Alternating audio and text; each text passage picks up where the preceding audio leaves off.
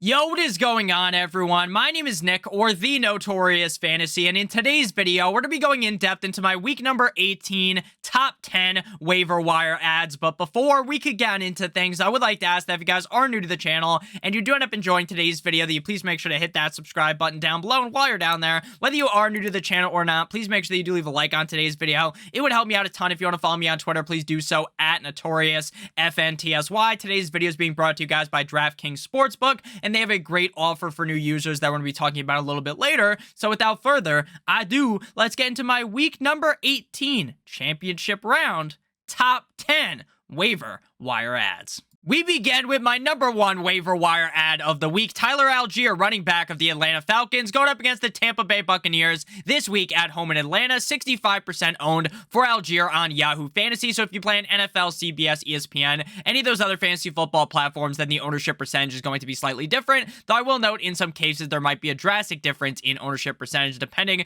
on which platform you play on. Week 17 up against the Arizona Cardinals at home in Atlanta. He was the RB number 11 on the week in half PPR. Now it is also important to note that Monday Night Football has not been played yet, so maybe he finishes the week as like RB 13, but all of these stats for the running back, wide receiver, quarterback, or tight end finish are for prior to Monday Night Football. 20 rushes for 83 yards and a touchdown, 1 reception on 1 target for 12 yards, 3 straight games of 13 or more half PPR points, and the Bucs could also be benching their starters on offense and defense in this game, allowing Tyler Allgeier to have an even easier opportunity to put up fantasy points. Now, last week, obviously, Cordero Patterson hopped in the end zone as well, but ultimately over the last few weeks, Cordero Patterson's usage has been lower, and Tyler Allgeier is very clearly the number one running back on this team. And also, the facts are that even when the Atlanta Falcons are getting the ever-living shit beat out of them, they are going to run the ball, whether they're up in the game or down by a million, and that helps out Tyler Allgeier a ton to have yet another great game this week up against the Bucs. At number 2, we have Zay Jones, wide receiver of the Jacksonville Jaguars, going up against the Tennessee Titans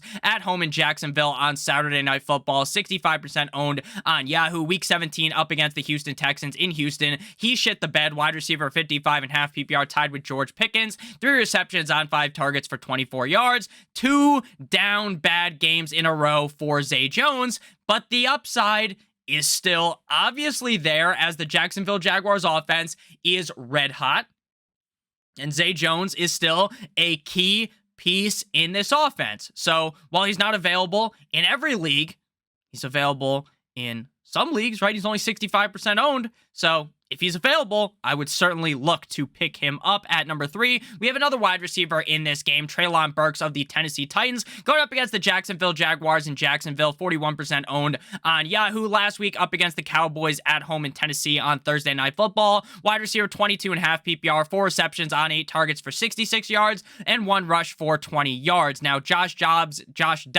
is going to be back under center this week. We won't have to deal with the fucking Malik Willis disaster of an experience. I'm very confident in Burks with Josh Dobbs under center. Now, I'm not saying that Josh Dobbs is the answer in Tennessee. I'm not even saying that the Tennessee Titans are going to win this game, because I fully believe that the Jacksonville Jaguars are going to take a dump directly on their chest. But at the end of the day, they're going to have to pass in this game. Treylon Burks is the number 1 wide receiver on this team. I know Robert Woods has looked a little bit better as of recently, but Burks is still the guy. He is immensely talented. Josh Dobbs is a huge upgrade over Malik Willis. I like Treylon Burks a ton this week up against the Jaguars. At number 4, we have the first quarterback on the list, Big Cock Brock Purdy of the San Francisco 49ers, going up against the Arizona Cardinals, 45% owned on Yahoo. Week 17 up against the Las Vegas Raiders in Viva Las Vegas, quarterback number 10 on the week in a game that went to overtime. 22 completions on 35 attempts for 284 yards and 2 touchdowns with 1 interception, as well as 2 rushes for -3 yards. He has had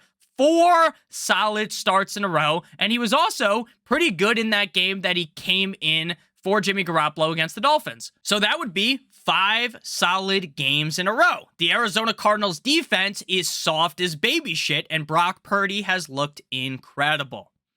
So again, while I'm not going to sit here and say Brock Purdy's guaranteed to be a top 10, top 12 quarterback, it would be shocking if he finished outside the top 14. And if you are in need to pick up a quarterback off the waiver wire to play in your fantasy championship, this is a guy that more than likely isn't going to get benched. The 49ers can be the number 1 seed in the NFC. They need to win this game. So unless they are absolutely battering the Arizona Cardinals, there is a very low chance that Big Cock Brock ends up getting benched. Next up, we move to number 5 here with Taysom Hill of the New Orleans Saints going up against the Carolina Panthers at home in New Orleans, 53% owned on Yahoo. Week 17 up against the Eagles in Philadelphia. Tight end number 6.5 PPR, 1 reception on 1 target for 9 yards, 14 rushes for 46 yards and a touchdown. Now, at a point in this season, I started to feel a lot less confident in Taysom Hill because while he did have that big game where he scored like 30 plus points, there were a lot of games where he just wasn't as involved. But as of recently, over the last 4 games, he scored 10 plus half PPR points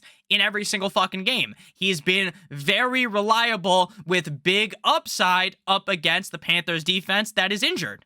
So obviously, at the end of the day, while at some point in this season, Taysom Hill was incredibly unreliable, since they continue to roll out Andy Dalton, Taysom Hill is getting chances to throw the ball as well because it seems like when push comes to shove, when there's a deep pass needing to be made down the field, the team, Dennis Allen, trusts Taysom Hill more than he trusts Andy Dalton, which is a confusing thing in itself and makes you wonder and ponder about why the fuck Jameis Winston isn't under center. But at the end of the day, they're still rocking with Taysom Hill. I think Taysom Hill could have a pretty solid game here. And if you're squandering through the waiver wire looking for a tight end, I'm genuinely shocked he's only owned in 53% of the leagues. I would definitely pick him up. At number 6, we have Isiah Hodgins of the New York Football Giants going up against the Philadelphia Eagles in Philadelphia, 9% owned on Yahoo. Week 17 versus the Indianapolis Colts, wide receiver 20.5 PPR, 4 receptions on 5 targets for 42 yards and a touchdown. It has been reported that the New York Football Giants are going to potentially bench their starters because they have locked up a playoff spot.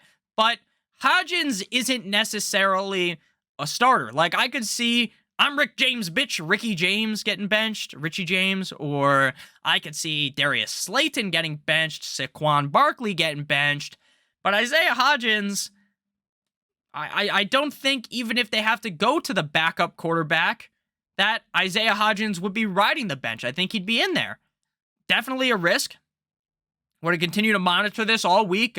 If the Giants are going to play their starters or not, I think that will be pretty clear by the time we get to Sunday. So I like Isiah Hodgins. Call me crazy, but I like him. Now we move to number 7, Kadarius Toney of the Kansas City Chiefs going up against the Las Vegas Raiders in Viva Las Vegas on Saturday. 28% owned on Yahoo. So before we move on into breaking down Kadarius Toney and the rest of the players inside my top 10 waiver wire pickups of the week, I would like to give you guys a quick word for our friends, our sponsor over at DraftKings Sportsbook. Now, this offer is a no-brainer. You bet $5 on any sport pregame moneyline, you will receive $200 in free bets instantly. Doesn't matter if your bet wins, doesn't matter if your bet loses, or your bet pushes, you will receive $200 in free bets. You will receive 8 $25 free bets. Again, you have to be a new user to DraftKings Sportsbook and click on the link in the video description. It's really that simple. Bet $5 on any sport pregame moneyline, you'll get $200 in free bets instantly.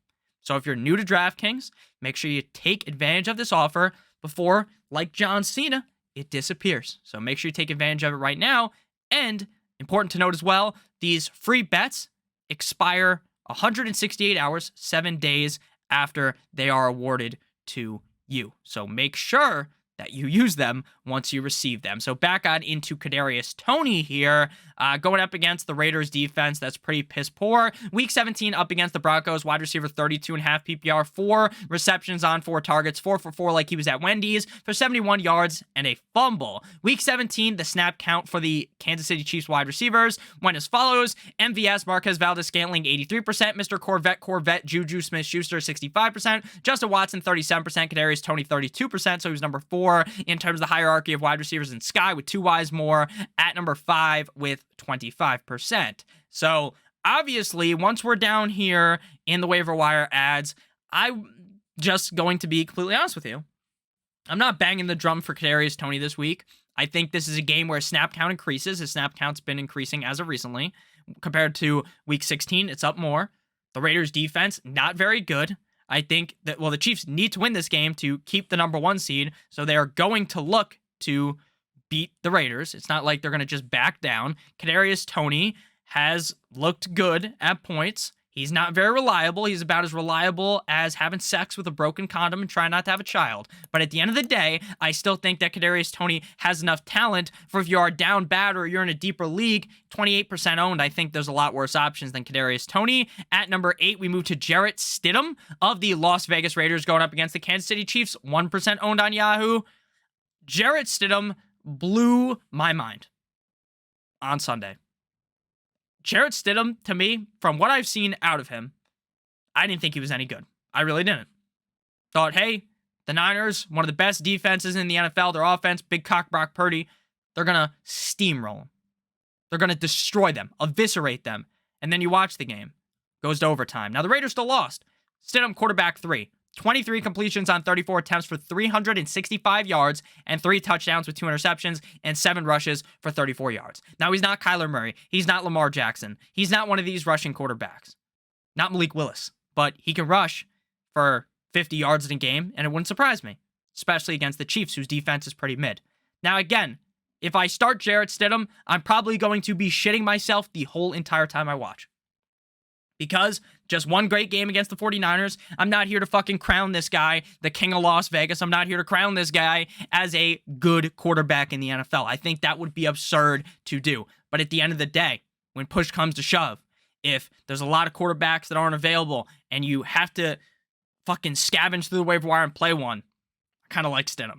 So if you have to start him for your sake, I hope he ends up being pretty decent. Now we move to number 9 here, Chase Edmonds of the Denver Broncos, running back going up against the Chargers, one of the worst run defenses in the NFL, 21% owned on Yahoo. Week 17 up against the Kansas City Chiefs in Kansas City, RB 26.5 PPR, 7 rushes for 34 yards and 3 receptions on 3 targets for 39 yards. The snap count for the Denver Broncos in terms of running backs, Latavius Murray 60%, Chase Edmonds 59%. So very clear that Chase Edmonds is up there with Latavius Murray. I don't necessarily even expect him to finish as RB26 in this game, but I think he's talented enough to be able to finish inside the top 24, especially up against a garbage Chargers defense. Now, again, we're deep down in the fucking barrel, the bottom of the barrel at the running back position, right? You're picking this guy up because something happened to your running back, or, you know, you just somehow made it to the playoffs and your RB2 sucks, right? And then you can play Chase Edmonds. But at the end of the day, this is not a guy you want to be relying on. Same thing goes with, actually, I think you can rely upon this guy. Number 10, Tyler Conklin of the New York Jumbo Jets. Going up against the Miami Dolphins, tight end in Miami, 29% owned. Week 17 at Seattle, tight end 10.5 PPR, 6 receptions on 6 targets for 60 yards. 666. It appears Mike White likes throwing him the ball, and if you're down bad at tight end, there are far worse options than Conklin. Important to note, I would much prefer Taysom Hill over Conklin. But if I have to play Conklin, if I'm rolling out a tight end that, like, if I'm playing like Noah Fant, Jawan Johnson, like, I'd just rather play Tyler Conklin. That's just kind of how I see things. So thank you guys all so much for watching today's video. Again, if you ended up enjoying, make sure you hit that subscribe button down below, as well as hitting that like button. It would help me out a ton. If you want to follow me on Twitter, please do so at NotoriousFNTSY. Again, make sure you check out our sponsor of today's video, DraftKings Sportsbook. Bet $5 on any sport pregame money line, and you receive $200 in free bets, regardless of if your bet wins or not. I love you guys all so much. Hope you all have a great rest of your guys' day. And as always, good boy.